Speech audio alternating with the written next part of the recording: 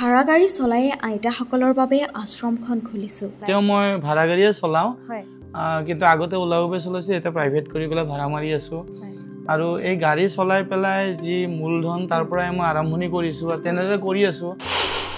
এটা ঘৰৰ ভিতৰতে আইতাসকলৰ সৈতে আমি মিলিজুলি থাকো। এই এটা ঘৰৰ ভিতৰতে গোটেই আইতা থাকে। ওলা উবেৰ চলাই আইতাসকলৰ বাবে আশ্ৰয়স্থল গঢ়ি তোলা এইগৰাকী লোহিত নাথ।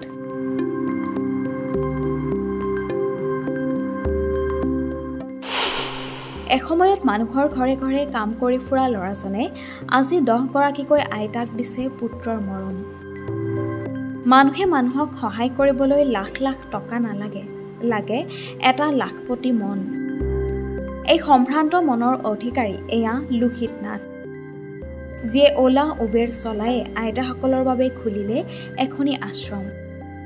জীৱনৰ বিয়লি বেলাত সন্তানৰ পৰা অৱহেলিত হোৱা এইসকল মাতৃক নিজ প্ৰচেষ্টাৰে চোৱা চিতা কৰে লোহিত নাথে। আজি বহুত বেছি সুখী অনুভৱ কৰোঁ, কাৰণ আমাৰ যে হাঁহি ধেমালি গোটেই পৰিৱেশটো তাৰমানে এটা মানে ৰজনজনাই থাকে বুলি কয় আৰু এই পৰিৱেশটো হয়তো বহুত ভাগ্যৰ মানে পিছত পোৱা যায় আৰু আজি আমাৰ বস্তুটো গোটেই মিলি আছে। এতিয়া আইতাকেগৰাকী আমি আমাৰ যি চলন ফুৰণ খোৱা বোৱা গোটেই বস্তুটো তাৰমানে আমি পৰিৱেশৰ লগত মিলা কৰি কৰোঁ। ইয়াত কোনো কৃত্ৰিমতা নাই। এই এটা ঘৰৰ ভিতৰতে গোটেই আইতা থাকে। যি সময়ত মানুহে মানুহৰ কথা ভবাৰ পৰা বিৰত থাকে, সেই সময়ত এনেদৰেই কেৱল আনক সহায় কৰাৰ ইচ্ছাৰে এখনি আশ্ৰম খোলাটো সহজ নহয়।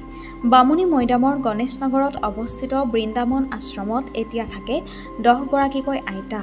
প্ৰতিগৰাকী আইতাৰ নয়নৰ মণি হৈছে লোহিত নাথ। ল'ৰা কেইটা এতিয়া বৰ্তমান ক'ব লাগিলে মোৰ এইটোৱে ল'ৰা। এইটো উত্তৰে সেইটো তাৰমানে। উল্লেখ্য যে এইগৰাকী লোহিত নাথে পূৰ্বে জীৱনৰ এছোৱা কাল আনৰ ঘৰত বন কৰা ল'ৰা হিচাপেও পাৰ কৰিছিল, কিন্তু তেওঁৰ মনটোৱে কেৱল বিচাৰিছিল আনক সহায় কৰিবলৈ, আৰু তাৰেই ফচল এতিয়া বৃন্দাবন অল্ড এজ হোম। আপোনালোকে যদি এই আশ্ৰমখনত আহি এখন্তেক আইতাসকলৰ সৈতে সময় কটাবলৈ বিচাৰে তেন্তে যোগাযোগ কৰিব 8011711455 নম্বৰত। সঁচাকৈ লোহিত নাথৰ এই মহান কাম অতিকৈ লেখত ল'বলগীয়া।